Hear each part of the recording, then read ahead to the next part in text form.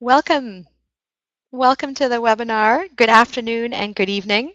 We really appreciate you joining us, and we apologize for the delay in getting started. We were having technical difficulties, which has always been ironic when the topic is technology training skills. But again, our apologies, and we're really pleased that you've been able to join us for this webinar, and thank you very much. This webinar, as you know, is focused on understanding the technology skills training landscape, framework, and tool. It's co-hosted and organized by Microsoft and Making Sense International. My name is Fiona McCauley. I'm with Making Sense International, a consulting firm based in Washington, D.C. that specializes in economic growth and also has a knowledge management practice focused on increasing economic opportunities for low-income youth. We're fortunate to have two other presenters with us this evening. Yvonne Thomas, the Director for Citizenship and Public Affairs at Microsoft, and Shingwal Montombu, Development Director at Digital Divide Data. Yvonne and Shingwal, please introduce yourselves. Hi, this is Yvonne Thomas from Microsoft Corporation. Really excited to be here with you. Good afternoon, good morning, and good evening. And looking forward to discussing this framework and tools, which we hope will be of great use to you in your work. And this is Chingwa Mutombo with Digital Divide Data. Good evening, good morning, and good afternoon to many of you. I'm just really delighted to be part of this conversation, which focuses on one of the great topics of our times. And to be part of working together to try to find solutions on how we bring many youth into an economic pathway that transform the lives not only of them but of our world. So I'm looking forward to the conversation today, hearing your questions and also learning from you. Great. Thank you so much, Shingwal and Yvonne. With the intimate group that we have that's part of this webinar this afternoon and evening, it gives us a great opportunity to really make this a dialogue. In the bottom left corner of your screens is a chat box, and throughout the webinar we invite your questions and your comments, and Shingwal, Yvonne, and I will do our best to field those questions directly or incorporate into our remarks responses to the questions as well as the comments that you have. If there's any comments or questions you have that we can't respond to on this webinar, we'll do our best to provide information in the follow-up link that you receive once the webinar is over. So let me just do a quick check-in with Les, Marie, Naomi, Nick, and Sandra. Could you just let us know if you've had a chance to look at the Understanding the Technology Skills Training, Understanding the Technology Skills Training Framework document? If you could just let us know. Naomi, you've seen that, great. And then others, if you have a chance to let us know as we go. It's not required, but it just helps us to know what background you have as we're moving through the webinar. Okay, thanks. So the goals of this webinar are to, number one, learn what has motivated one of the world's biggest tech companies, Microsoft, to invest in technology skills training and how they map their global workforce development investments. I think hearing from Microsoft is a great barometer of how other large technology firms who are living the world of technology and thinking about technology skills that others are acquiring, what they're thinking about these issues.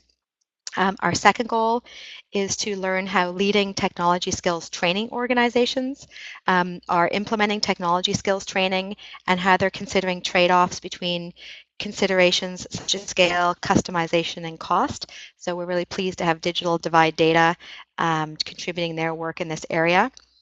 And we also want to invite you to map your initiative or in investments that you're making in technology skills training to this newly released framework to support you pinpointing your contribution and how to consider how this framework might be able to be leveraged internally and externally in your organizations. During this webinar, when we speak about youth, we're referring to people aged 15 to 24 years old globally. And what we're going to do is start with talking about why technology skills training is critical to youth now. There's three trends that we want to kick off this discussion with. One is new skills for new jobs. Information and communication technology is changing the world of work, creating new jobs and business opportunities, and transforming labor markets and educational systems. And ICT is significantly contributing to the social and economic development of nations. And as we know, and I'm sure many of us are experiencing, as the economy becomes more dependent on digital technology, more and more jobs are becoming digital jobs. And by digital jobs, we mean when ICT gets applied to a new or existing activity or process. So it's not necessarily, we're not, while, for example, acquiring the skills to be a software engineer is part of the discussion, we're actually looking at those, we're looking more broadly at the digitization that is modifying existing job tasks. So for example, a clerk who used to process paper invoices now becomes more of a technician processing online transactions at a computer workstation on another continent. Or we're looking at how digitization might create a wholly new type of job, such as mobile app developer. The second trend, as we look at the statistics on the screen in front of us, is about the youth unemployment rates. As we know, youth unemployment is a global challenge that we are all working to address, and we want to ensure that young people have the opportunities to express their intelligence and their motivation and their desire to earn a living and to contribute to their families, communities, and nations. And there are such high rates of youth unemployment and youth inactivity. The third trend is unfilled jobs. Again, as we look at the statistics on the right side of the screen, they really speak for themselves in talking about how there are jobs, there are technology-enabled jobs out there that are going unfilled. Manpower Group in a 2013 survey found that about 60% of employers believe that young people are emerging from the educational systems in their markets and are lacking the skills required for success in the workplace. So these three trends are part of what's driving the reason for us being on this webinar today and the reason behind the framework. Yvonne, can you please share with us the technology sector's view on these kinds of trends and about the demand for technology literate workers? Microsoft, your other peer companies, technology companies, what are your interests in ensuring that young people gain technology skills? Absolutely. Thanks, Fiona. As a large technology company, as both an employer and an active citizen in the local communities where we have a presence, for us, technology skills and young people being able to access technology skills training, become proficient in foundational skills, in intermediate level skills, and in advanced levels of technology is of critical importance. We know that the world really does run on technology. We know that 75% of jobs in the US alone require some level of technology skills, and that percent is expected to grow significantly over time. And we know that percentage is increasing outside of the US as well. And we know that for a young person to be successful, not only in work or in business, but in life, the ability to understand and utilize technology is of critical importance, not only today, but going forward, and the ability to become even further creators of technology, not just consumers, is going to become increasingly more important. So understanding those basic skills is the beginning of that pathway to being able to build additional skills and then potentially become creators of technology in the future. And we see this of significant importance, which is why we've invested in a program called Youth Spark, which supports nonprofit organizations and educational institutions to help young people get all of the skills that they need, specifically technology skills, so that they can get on that successful pathway to whatever their futures may look like.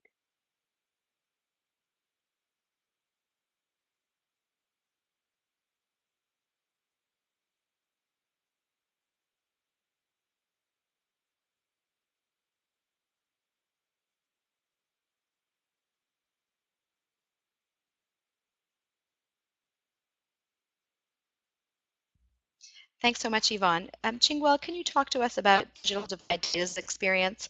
What is the kind of demand you're seeing for um, young people to have digital job abilities in the countries that you're working in? Thank you very much, Fiona. And first of all, I just apologize. I mean, I'm sitting in the office near the traffic, so if you hear the traffic, for all of you listening back there, I apologize, and I'll try to make sure that I keep it as less noisy as possible. Yeah. So back to your question, for digital divide data, the demand that we are seeing, first of all, just really starting with the fact that we are living in a more and more intertwined digital economy. And for many countries that we work with, which are part of poor countries, and some of them are emerging countries, and I'm just talking countries that we work with include Kenya, Cambodia, and Laos.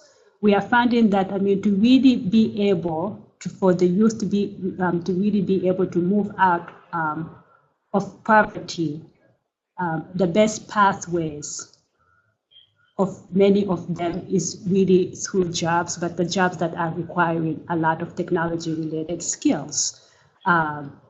In Kenya, for example, there are more than 6 million youths who could tap into the opportunities that the digital economy provides, and yet that not so many training opportunities. So for us as an organization, we are trying to see how do we provide opportunity for as many youth as possible to have the skills that are necessary so that they can be marketable and to be able to tap into the economy of today, which is requiring quite a bit of the jobs, which is requiring quite a bit of those skills. Yeah. Thank you so much, Chingwell.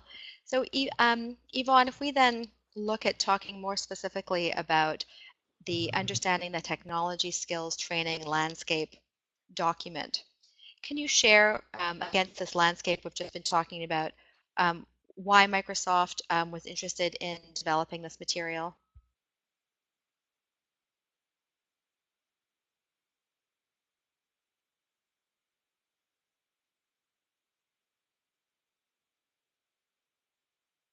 Yvonne, are you able to hear me?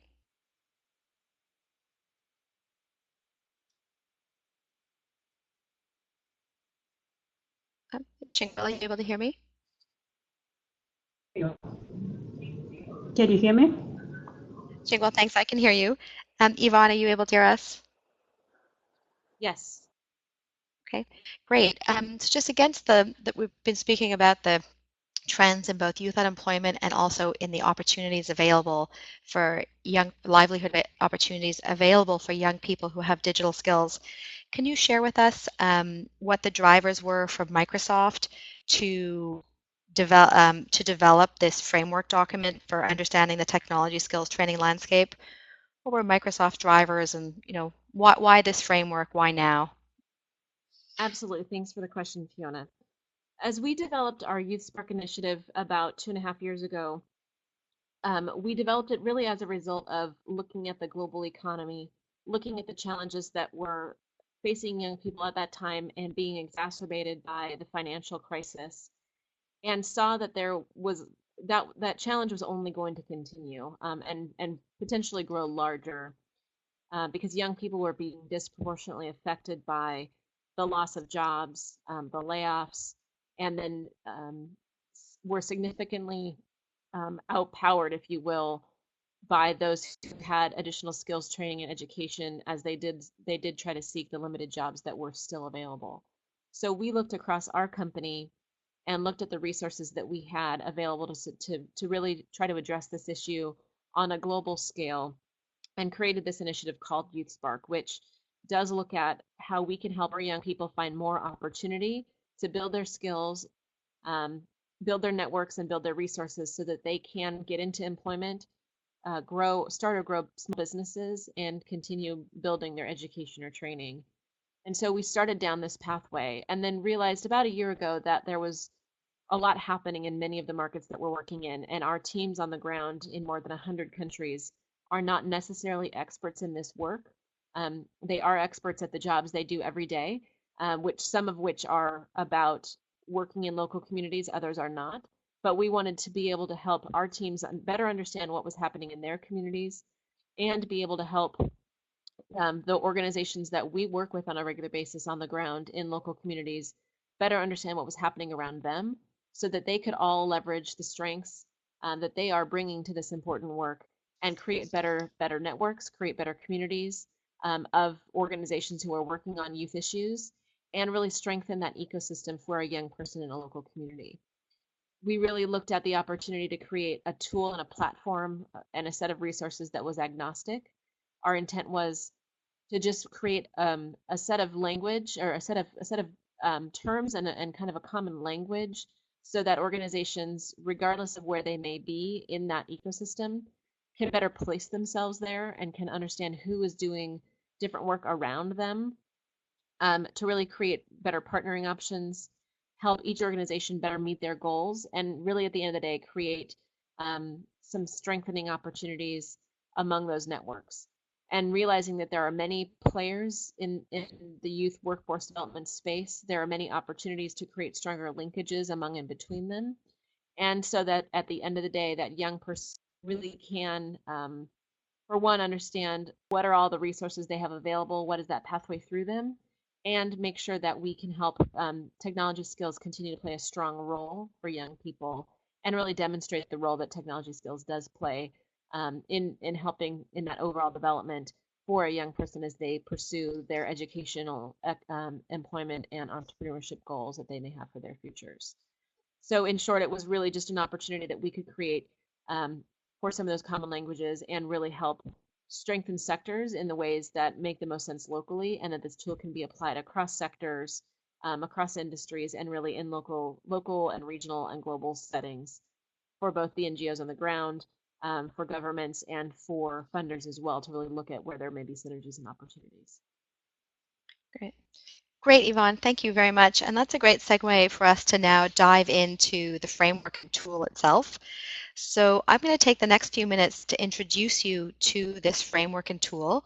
I know that a couple of you have had a chance to look at it. For others, it's going to be new material. So we're going to do a very practical walkthrough at this stage.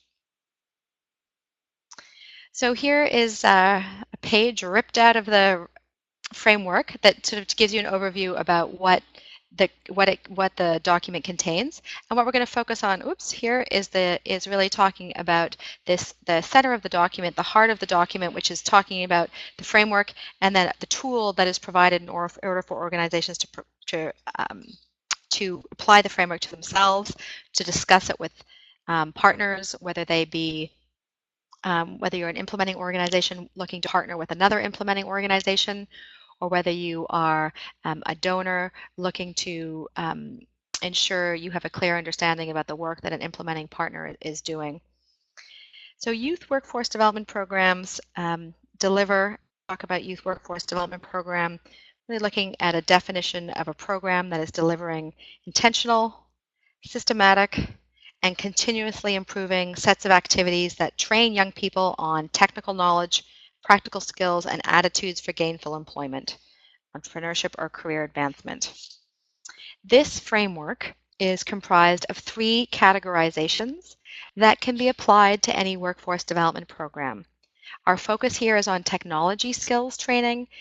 The framework is agnostic and actually sector neutral to the point that it can be applied to any workforce development program. To echo what Yvonne said, it's non-judgmental. It's not suggesting that one approach is better than another, but rather it offers this framework and mapping exercise to understand where a program falls and how it relates to other programs. The ultimate goal for all workforce development programs is the same, in that it's looking to help people become gainfully employed or self-employed now or in the future. So one way to categorize youth workforce development initiatives that focus on skill building leading to technology-related employment is by looking at its primary training objective. Let's move to the next slide. So with the primary training objective, there are 3 different categories within this categorization that a program may fall. The first one, this pink one here, work readiness. And work readiness is defined as preparing for young person for future employment or self-employment. These programs will often develop basic related technical skills and workforce behaviors. Sometimes they will incorporate entrepreneurship training, offer career information. They could have a mentoring component. And often the target will be younger, school-aged young people for whom, again, um, one is looking to ready for the world of work, but not have them, move into employment at that time. The second categorization under the primary training objective is job entry.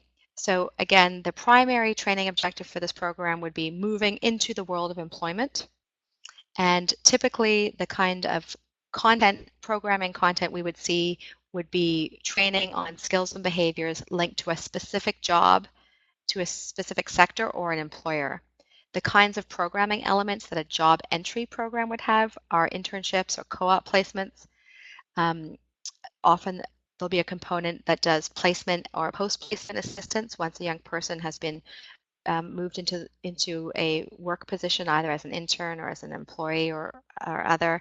And often the target for a job entry program will be young unemployed job seekers. And then the third categorization under training objective would be career advancement. And here we see that program elements would typically be development of complex skills that lead to better employment or business growth, continuing education, more specialized training, could be a mentoring component again, and the target here would be employed or self-employed youth, looking for career advancement.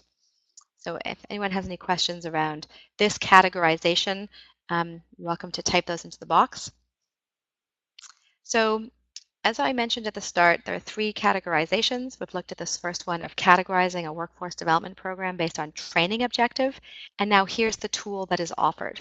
So you can see that there's a kind of a flow chart offered based on yes/no questions that help to determine whether a program would fall into work readiness, job entry, or career advancement. And we'll now take a practical example. So our example here is Anudip, which operates in West Bengal, India, and it provides ICT and business skills training for poor, unemployed rural youth and transitions its graduates into technology-enabled employment or self-employment. So in order to help with that function, Anudip partners with local employers in order to understand the skills requirements that are needed and then translating the skills required into training modules. And Anudip works with their youth customers to secure at least 2 interviews with partner firms and does some post-placement support. So working through the flow chart, that we saw on that previous page. So now here's just a slice of it. For this example, is the target youth employed or underemployed? The answer would be yes. The next question is the skills training specific to a job role? In the event that the answer is yes, then the next question is the program offering job placement assistance? Again, we would say yes, and that takes us down to understanding that the categorization for this program would be a job entry program. So while there are elements of the Anudip program that are focused on readiness, the primary training objective is, while offering work readiness training, is moving them into job entry. The second category is around market alignment. And Naomi, we'll get to your question about organizations that have been using the tool or the possibilities for use for the tool. One thing that has been interesting in the small amount of time since this tool has been launched, since the framework has been launched, is the volume of interest around this categorization of market alignment. I think we can attribute that to the fact that there is a lot of buzz around the term of being demand-driven, and that there's organizations across a wide spectrum of workforce development programs are being referred to as demand-driven, and there's such an enormous variety in how that term is being used in the workforce development field. So as we look at the way that the framework could be leveraged, perhaps in particular, it's the segmentation of this categorization of the degree to which a program is market aligned that may be the most helpful. So in the second category of market alignment, the way that this framework defines the three groupings are as demand aware, demand aligned, and demand driven. And any program that falls into these three groupings is going to be a strong program because it has a degree of market alignment. Not even on this map would be another basket of programs that have no degree of market alignment. So again, coming back to the neutrality of this document, it's not saying that it's better to be demand-driven or demand-aware or best to be right in the middle. And this connects to the conversation we'll have a little bit later on in the webinar, about trade-offs and just relationships between making choices about the degree to which a program is market aligned and what the kind of results that we might see. So very quickly, the definitions that you see up here: demand aware is looking to prepare young people with skills across sectors. The kinds of activities that a demand aware program might be engaging in is desk research to understand demand and engagement with employers through focus groups, advisory boards, etc. So programs that are making a systemic effort to be aware of the general employability skills, the general digital skills that are needed for that program. As we move to this next category of demand aligned, defin here is demand aligned programs would be training on skills that are specific to an industry or are sector specific. We'll typically hear these programs would have significant employer engagement and would be offering some degree of customized training for that industry for which they're preparing a young person or for that sector. And then this next level of demand driven.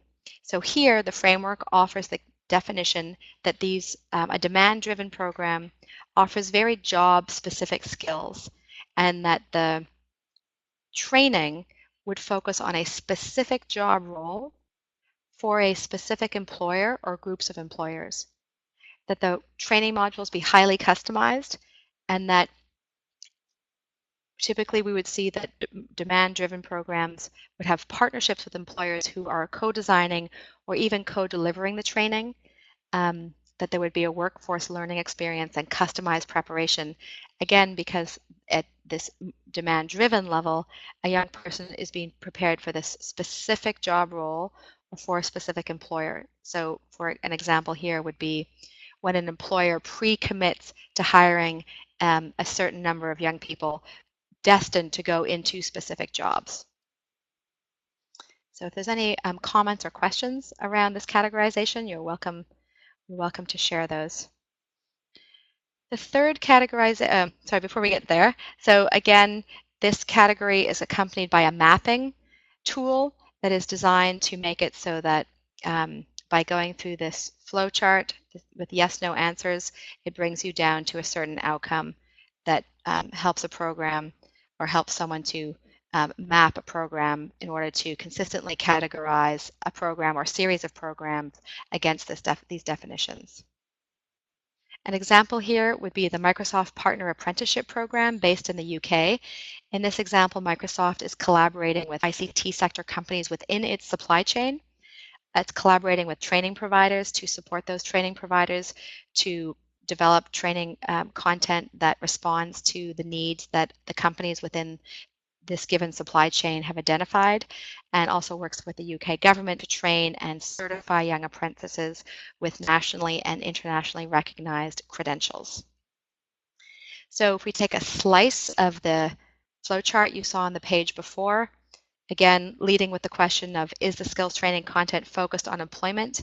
In this case, we would say yes. The goal is for these young people to move into apprenticeship programs at employers. Is the skills training content based on industry sector specific skills? Yes. So we see that in this case, this particular program would be market aligned.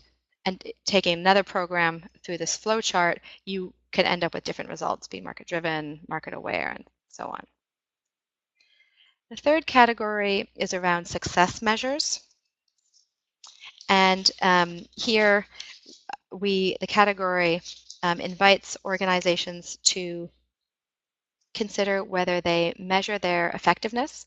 And by effectiveness, this document, again, very neutrally invites organizations to define their effectiveness as how well they are accomplishing what they have said they are setting out to accomplish. And it asks programs to consider whether they're measuring their success at the output, outcome, or impact level. And just looking at who we have on the webinar, I think you're familiar with those 3 levels. And again, there is the tool here varies a little bit and provides more examples to help audience with different levels of experience on measuring effectiveness understand what would be the kind of measurement that would fall under output, outcome, and impact. And we have an example here of an organization based out of Indonesia, which is measuring success at those 3 different levels. So in summary, this is really a summary of the heart of the document. So we have the 3 categories: training objectives, market alignment, success measures, the groupings underneath those, and then each of the categories is accompanied by these flow charts that you see here. So Yvonne, I know that you and your team, spent a great deal of thought in considering how the framework could be used.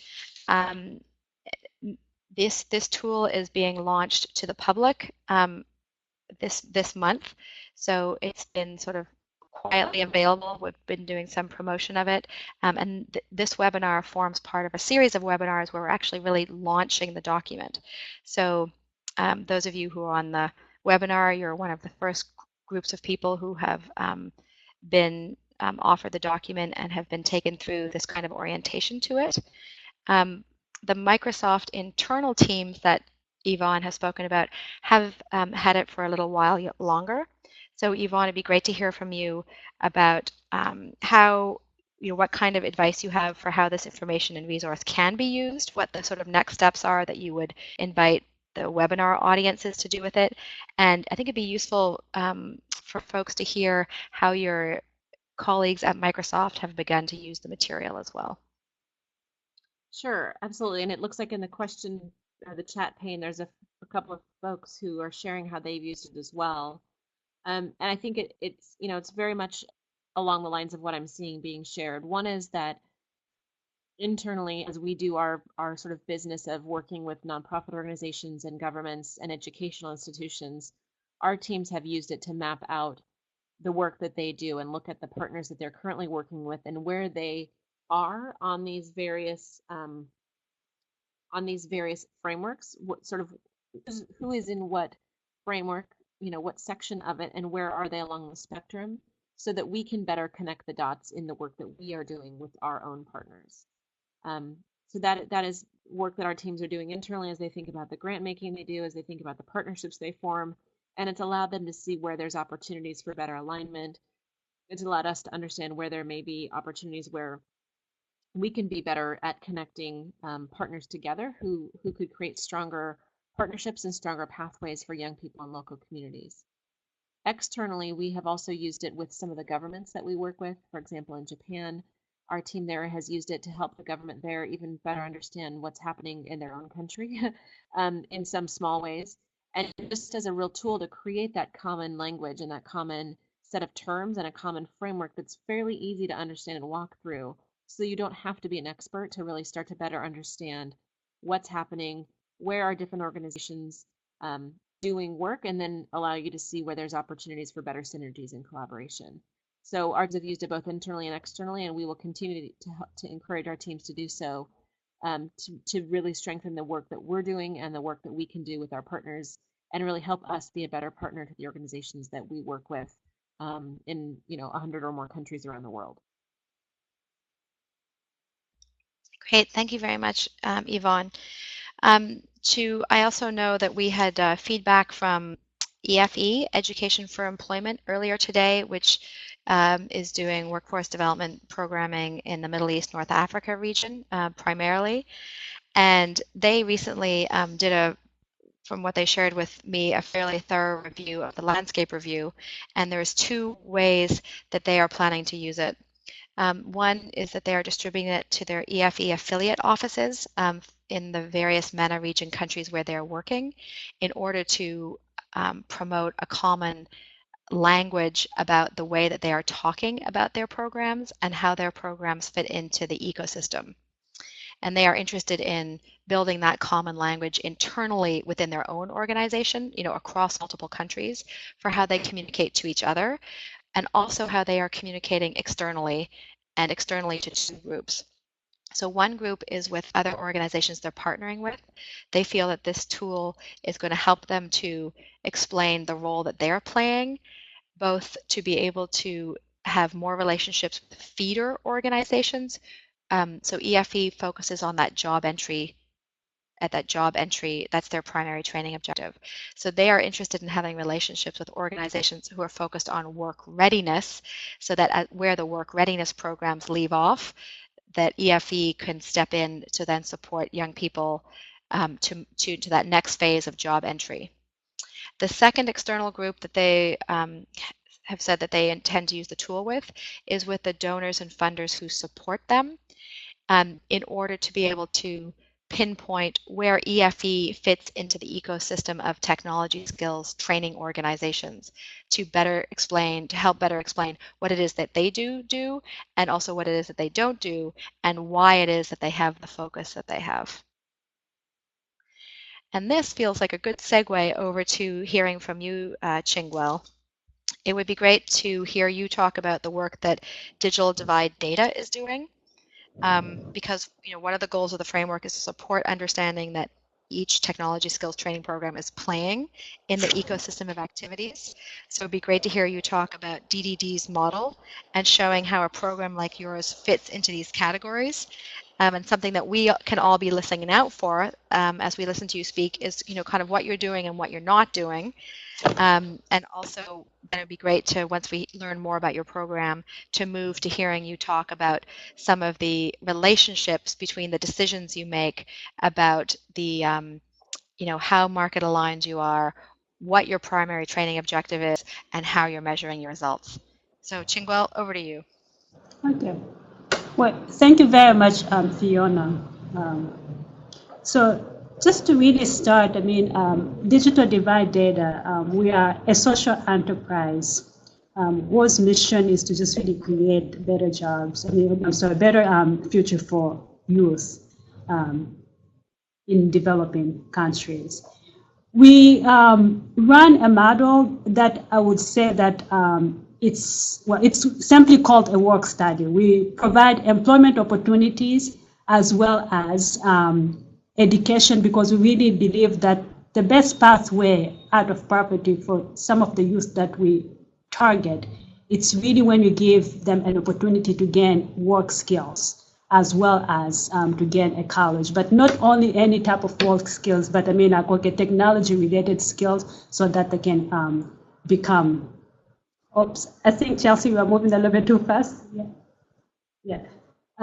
So that they can have the necessary skills that they need to become employable after they leave DDD. So to really understand the way DDD works, first of all, we target youth who come from families that are making less than $2 a day. We target youth who are between the ages of 17 to 24. Those who are very, very talented and have the passion to go to school or earn a college degree, but they do not have the opportunity to do so. So when the youth come to us, I'm going to put one of the slides, which just gives an opportunity to understand the program. So when the youth come to our program, usually we give them a training, a pre-employment training, usually which takes about 3 to 6 months, depending on the country. DDD works in Kenya, Cambodia, and Laos. For an English-speaking country like Kenya, our training usually tend to take a little bit more time than, let's say that Cambodia and Laos. Simply because in Cambodia and Laos, in addition to training the youth in computer skills. I mean, like, how to just really use the basic computer, as well as, I mean, like, okay, using Microsoft Word, Excel, and etc. It takes us a little bit, and then also, I mean, like, okay, teaching them English. So for Cambodia, it takes us a little while. But as they train with us for the pre-employment period of 6 months, gaining the skills that they will need to do the specific work for our clients, I mean, to gain, I mean, like the specific skills for our client. As they finish the training, they will do a pre-test, and when they pass, we employ them. So most of the youth are employed in, with DDD, and they stay with our program for at least 4 years. Why 4 years? Because part, again, as I said, I mean, our model is really the work study. So I mean, like, okay, working while they're studying. And then once they graduate, I mean, like, okay, from college, 4 years later, we help them find employment opportunities within the local economy that fits. I mean, like, okay, what they have gained, or we prepare them to be able to tap into what the market is looking for. So basically, our model, although we do a lot of work study, I mean, like, okay, it's a model that focuses on work and then the study. But the biggest part of what we do is really driven by our clients, because the way that we are able to even hire the youth, I mean, for them to be able to work for us, it's simply by getting the contract that we get from our clients who have specific job requirement or specific demands that are looking for in within, or the specific job that are looking to get help with, and we'll train our youth to do that. I can perhaps give an example, I mean, like, okay, to kind of bring it a little bit up to life, I mean, so we can see who are some of the clients and what the youth do. One of our biggest clients right now happens to be Ancestry.com. And some of our youth have been trained to do handwritten transcripts, some of which are in German, and some are in English and then Spanish. Usually the youth will read the record and then enter the data, which is then sent into the cloud and back to our clients so that they can have it for, I mean, like, for them to help them with their business. So when we look at what Fiona was talking about in terms of the model, I see that DDD's model fits more so in, it just really kind of like, okay, the market or market-driven or the demand-driven type of work. The market, what are the clients needing, and then how do we translate what they're needing into training our youth so that they're able to deliver the specific skills that are needed. Fiona, you had asked another question. Thanks, Chengwa. That's a great overview. So, you know, one of the things that we've been talking about is the interrelationship between where programs fall into those different categories, how different decisions about programming affect, you know, other parts of programs, like trade-offs.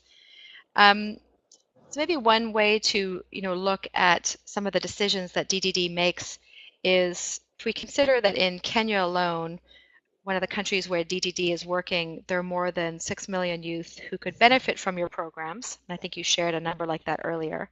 And DDD is reaching 450 people. So given the scope of the challenge, the number of people that DDD is reaching is relatively small. Can you talk about the decisions that you're, you know, making, and why it is that you've chosen to focus on a smaller number of people? You know, just that would be, I think, very useful for our audience. Yeah, well, thank you very much for the question, first of all. Yeah, I think our hope is that we'll be able to make that, I mean, a dent in a much bigger problem that faces a country like Kenya, where you have 6 million, and the capacity that we can, or our capacity based on our resources, we are only able to reach the number that you just gave, 450. Well, to really look at the matter of DDD, I think, I mean, like, okay, from the beginning, I think as an organization, we have made a strategic decision of saying that, I mean, like, okay, the best way to really create transformative life change sometimes is to invest in the human development for a long time. Yes, we can look at the number in Kenya and decide to broadly just hire as many youth as we can, which is great. But at the same time, we believe that if we really want to create the next generation of leaders who can transform the country, who becomes the entrepreneurs, who can create the jobs, the best way is for us to couple what skills they need today and the education prospect so that we can create the next critical thinkers who would then be part of changing the landscape of what is happening in the country. For example, I'll just really use, I mean, like, okay, DDD, I know in Kenya we have only been there for 4 years, and we'll be looking at the trends as we graduate more, youth to see what will happen in the next few years. But really based on a result of being in Cambodia for more than 13 years now, we are seeing that the graduates who have gone through our program, after years, some of them now are creating their own businesses. They're hiring others. They're moving up the career ladders and they're becoming leaders in their own right. So the trends of it just really looking what can create the transformative life change in the long run. We just think that by investing more in the skills development and in the human development for a long run, I mean, in our program for 4 years, and then we follow them through for many years to really see how well they've done. We just think that that is the best ingredient for us in making more impact in the lives of the youth, but more so also, I mean, like in contributing to the local economies in the long run. Okay. No, thank you, Chingwa. Really, it's very interesting to hear about the kind of decision process, and you make the connections between the youth customer that you're working with and the kind of results that you're looking for and that kind of transformation. Yvonne, it'd be great to hear your perspective on how you consider different these kinds of like trade-offs or relationships between program components in the kinds of funding decisions that Microsoft is making. Absolutely. We think a lot about the trade-offs and sort of the conversation around depth versus breadth, and we know that it's important to do all. And as we think about the resources, the limited resources we have to offer, we have cash resources that we think about in terms of both depth and breadth. How can we impact as many young people as possible with the kinds of skills that we know will be helpful to them, regardless of what they choose to pursue? And how do we think in deep ways about the kind of work that Chingwell has talked about, where one young person can really get that full range of resources they need that will nearly guarantee their success. And we understand that all of these things are important. All programs that reach youth in many different ways are important, and I think that's the great thing about the framework is that it allows you to have that broad conversation about all of the resources, all the kinds of programs, depth and the breadth, acknowledging that all play an important role in that system, and figuring out how do you bring more connections between them, how do you bring solutions to help fill the gaps that exist, and how do you really just better understand it overall, and then make sure that it is translated to young people in a way that they can really benefit from all the resources that may exist in a given community. Great, thanks a lot. So webinar audience participants, do you have any questions that you'd like to pose to Yvonne or Chingwell? Now would be a great time to type those into the chat box. Just while you're considering those, through this process, one of the things that was very interesting working with Microsoft from Making Sense's perspective was learning about Microsoft's interest in providing a tool to help the various actors kind of better communicate with one another and partner with one another to strengthen the ecosystem. And also, Yvonne, it was great to hear about some of the other resources that Microsoft makes freely available. So that all the audience can also hear about those, could you just take a moment to talk about the kinds of materials that are on the Youth Spark Hub? And I'll bring up a slide with that web URL. Sure, absolutely.